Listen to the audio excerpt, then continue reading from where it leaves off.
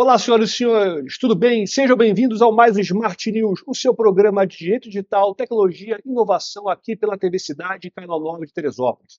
Estamos aqui hoje recebendo o doutor Mauro Elovitch, ele é promotor de justiça do Estado de Minas Gerais e ele é coordenador do GAECIBER. Vamos ter uma conversa muito interessante e muito esclarecedora sobre crimes cibernéticos, delitos e golpes na internet. Doutor Mauro, seja bem-vindo. Obrigado, doutor Walter. Um prazer. Doutor Mauro, como funciona, qual é a atuação do GAECIBER aí no Ministério Público de Minas Gerais? O GAECIBER ele é um órgão de apoio aos promotores de justiça, especializado na atuação em relação a crimes cibernéticos. Então, todos os casos envolvendo crimes cibernéticos nas 300 e tantas comarcas aqui do Estado, o promotor de justiça pode nos acionar solicitando atuação conjunta e a gente ajuda a desenvolver a investigação, a manifestação ministerial em caso de inquéritos policiais ou a desenvolvimento de procedimentos investigatórios criminais próprios, até a realização de operações, o cumprimento de medidas cautelares, como as quebras de sigilo de dados, as prisões, os mandados de busca e apreensão, até o oferecimento da denúncia e, eventualmente, durante a instrução do processo.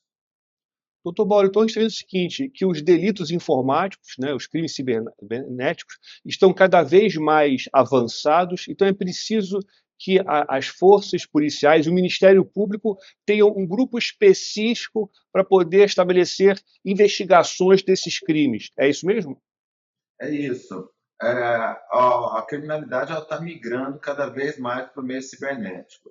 Tem levantamentos aí, por exemplo, da Global Anti-Scam Summit, que acreditam que uma proporção entre 20% e 30% dos crimes no mundo hoje em dia são praticados em meio cibernético. Então, o Ministério Público de Minas, atento a essa realidade, criou esse órgão de apoio que nos permite ter um conhecimento mais especializado, uma estrutura composta com investigadores, com softwares diferenciados, para que a gente possa prestar apoio aos promotores de justiça nos casos específicos. Doutor Mauro, o senhor falou que houve uma migração do mundo físico, né, do crime físico, para o cybercrime. O senhor sabe dizer por que houve essa migração? Quais são os fatores que contribuíram para essa migração? Olha, eu vou falar empiricamente pelo que a gente percebe assim no dia a dia, no que chega para a gente, né, tanto aqui no GAECIBER quanto dos outros órgãos congêneres ou das delegacias. É, Hoje em dia, o crime cibernético ele oferece, dentro de um conceito de custo-benefício, ele é muito compensador para o criminoso, porque é o tipo de crime em que ele não aparece fisicamente, a vítima não vai visualizá-lo, ele tem uma chance ínfima de flagrante, é um crime que boa parte dos órgãos de segurança pública não está preparado para investigar. Então, são investigações que, embora bem objetivas, elas são diferenciadas, então a pessoa tem que ter um treinamento para saber como fazer, tem que ter softwares que possam otimizar essas investigações, porque fazer manualmente acaba tornando essa investigação muito demorada. Então, o criminoso ele percebe essa realidade.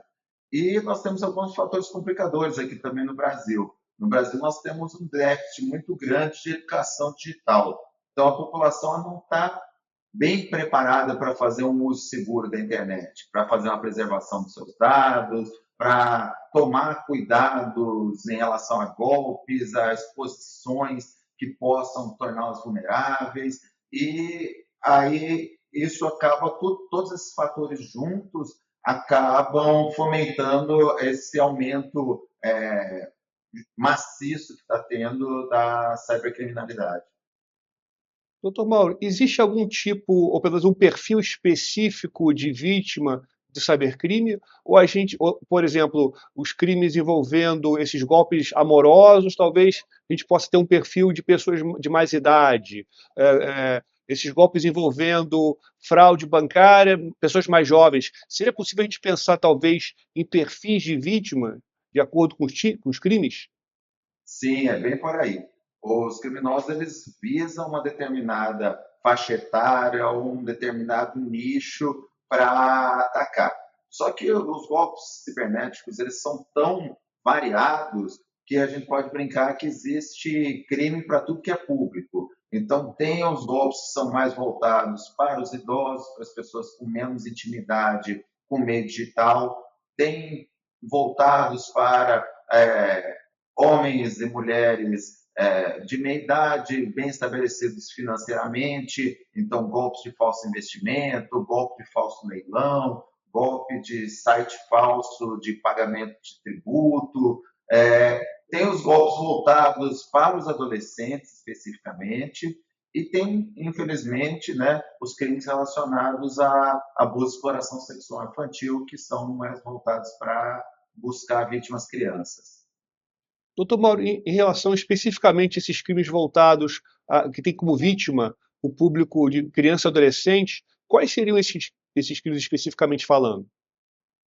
Bom, os crimes não patrimoniais, né, os crimes de natureza sexual, existe o aliciamento, né, o crime de grooming, ele é previsto no artigo 241-D do Estatuto da Criança e do Adolescente, que é assediar, aliciar a criança para a prática, visando a prática de ato libidinoso. Tem os crimes de produção, compra, venda, transmissão, compartilhamento de conteúdo de abuso e exploração sexual infantil, então os vídeos e fotos de nudez de crianças praticando atos libidinosos, nudes de adolescentes. Tem o crime de armazenamento desse tipo de conteúdo, que está no 241-B do Estatuto da Criança e do Adolescente. Tem o que não tinha tanta incidência, mas agora com a inteligência artificial tende a aumentar, o crime do artigo 241-C do Estatuto da Criança e do Adolescente, que é o crime de produção de fotos e vídeos falsos da chamada pornografia infantil.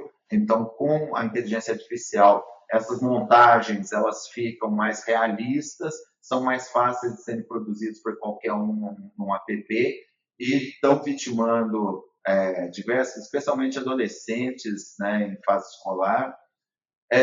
Tem os crimes relacionados à perseguição, a cyberbullying, e tem o próprio estupro virtual, né, que é a prática do estupro de vulnerável, artigo 217-A do Código Penal, em meio virtual, em meio remoto. Doutor Mauro, ou seja, a gente está vendo que tem muita coisa, muitos tipos penais e muitos tipos penais que exploram ou que se aproveitam desse aparente anonimato que a internet nos garante. O senhor tinha falado, né, do uso da inteligência artificial para essa prática criminosa, ou seja, se pega a foto de uma criança ou de um adolescente, treina uma IA e essa IA gera fotos de nudez dessa criança. Já aconteceram casos aqui no estado do Rio de Janeiro, até em colégios particulares. Aí em Minas Gerais, o senhor já tem conhecimento de casos como esse? Exatamente, a gente atuou num caso como esse. Foi, inclusive, acho que uma semana, 10 dias do caso que foi noticiado aí do Rio de Janeiro. Só que para a gente preservar a identidade das vítimas e para evitar, como era um colégio grande aqui de Belo Horizonte, a gente optou por não divulgar em lugar nenhum isso. Infelizmente, isso acabou vazando depois que foi para a delegacia, e o caso acabou se tornando público depois aí do Rio. Mas a gente tinha atuado nele antes, e infelizmente nós descobrimos que foi um dos próprios alunos, né, do colégio que tinha feito a montagem com fotos das colegas de sala, de turma dele. O que talvez, doutor Mauro, seja o mais assustador é que o uso dessas ferramentas de IA para propósitos criminosos não demanda por parte do criminoso, desse usuário, um grande conhecimento tecnológico. Muitas vezes, como o senhor falou, são alguns aplicativos que o usuário paga e utiliza. É algo nesse sentido? E isso é também um dos grandes fatores do boom do crime cibernético no Brasil, é o fato de que, tradicionalmente, tinha essa ideia de que crime cibernético era era crime praticado por hacker, por criminoso com elevado conhecimento de tecnologia, e hoje não é mais assim. Hoje, tanto por meio de aplicativos, quanto por meio da reprodução das práticas criminosas, é o que a gente chama do crime as a service, né? O criminoso vender a expertise dele para quem não tem conhecimento tecnológico, permite que qualquer criminoso com um smartphone na mão vá buscar dados vazados de pessoas aí do Brasil inteiro e fique o dia inteiro aplicando golpes. Então, é uma nova realidade que a gente tem que se adaptar e essa, entre aspas, facilidade está gerando esse aumento, esse descontrole do crime cibernético aqui no Brasil. Então, a gente tem visto aqui com o Dr. Mauro a quantidade e a complexidade de cybercrimes que existem na realidade brasileira. Nós vamos daqui a um rápido intervalo e voltamos mais com o Smart News.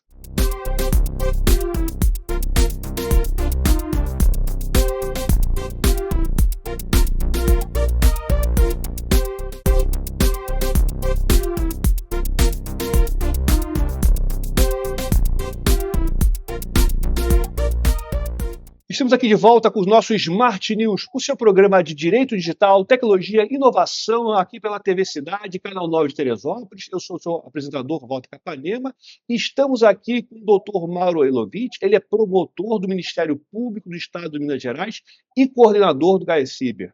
Ele estava com a gente conversando no nosso primeiro bloco a respeito das características e especificidades dos crimes na internet.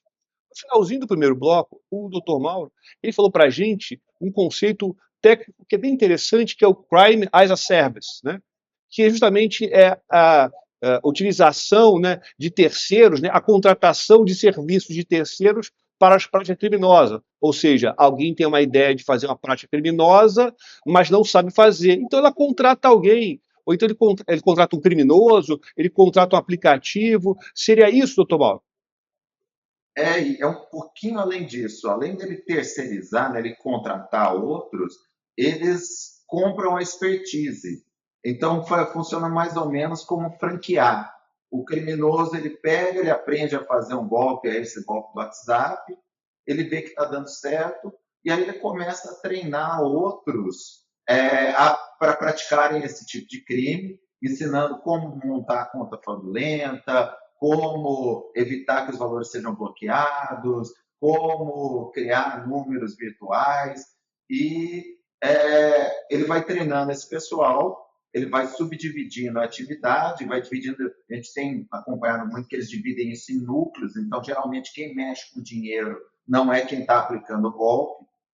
E a pessoa que treina, ela vende essa expertise por um valor ou por uma porcentagem do que os demais que estão praticando o golpe vão tirar das vítimas.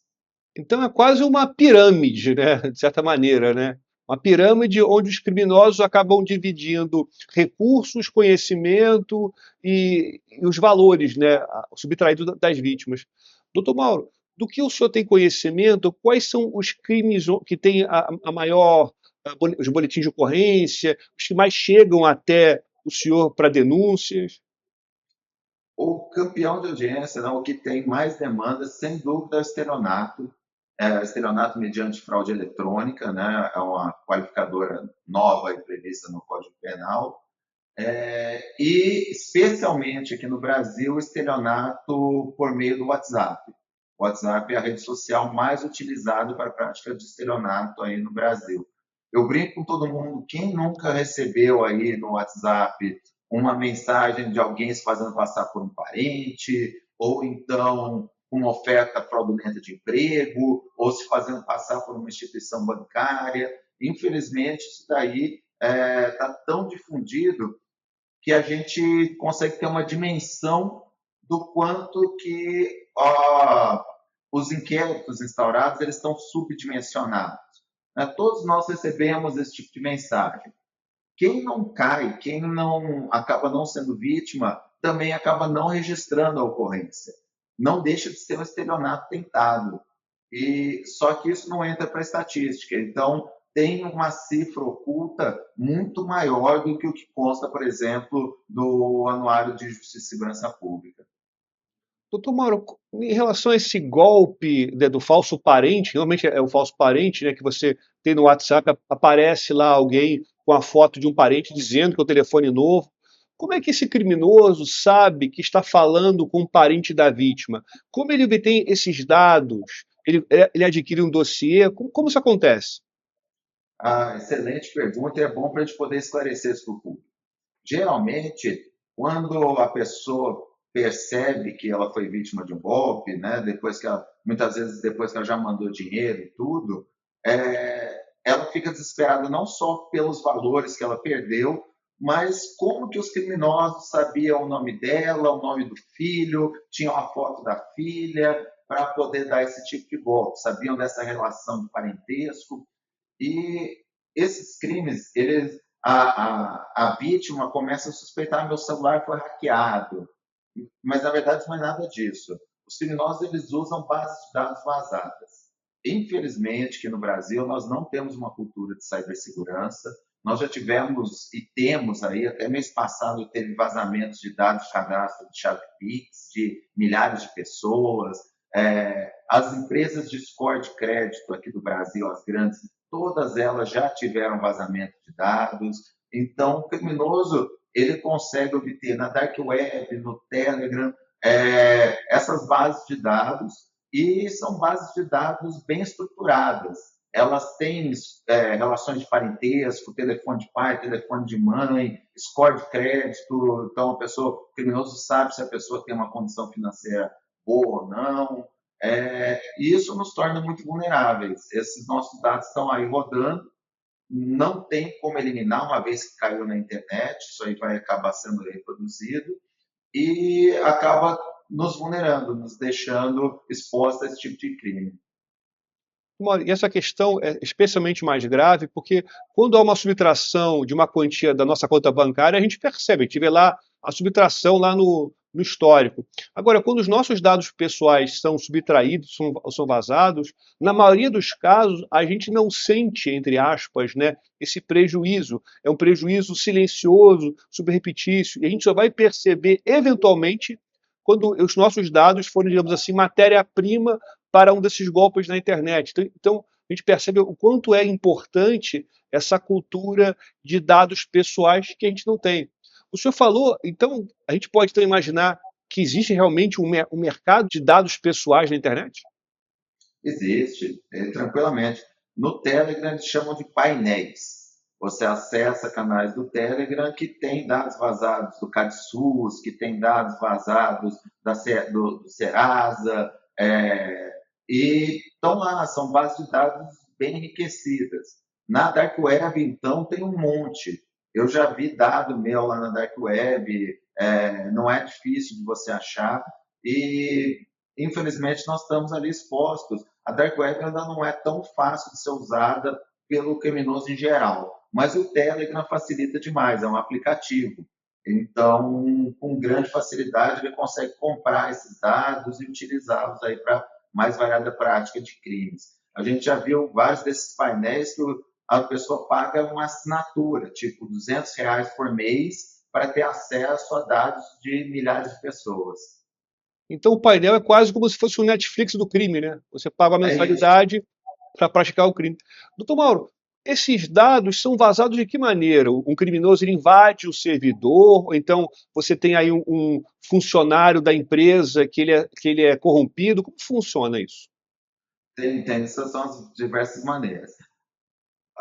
Como a maioria das empresas, né, aqui no Brasil não tem uma cultura forte de cibersegurança, esses dados eles podem ser hackeados, o criminoso ele pode explorar uma vulnerabilidade aí de um funcionário, de um sistema de segurança falho. A gente não precisa pensar tão longe assim num sistema de segurança, por exemplo, do Banco Central. Esse sim vai estar bem protegido, vai ter, né, um investimento aí em cibersegurança. O criminoso ele pode obter facilmente acesso a base de dados de um hotel, por exemplo.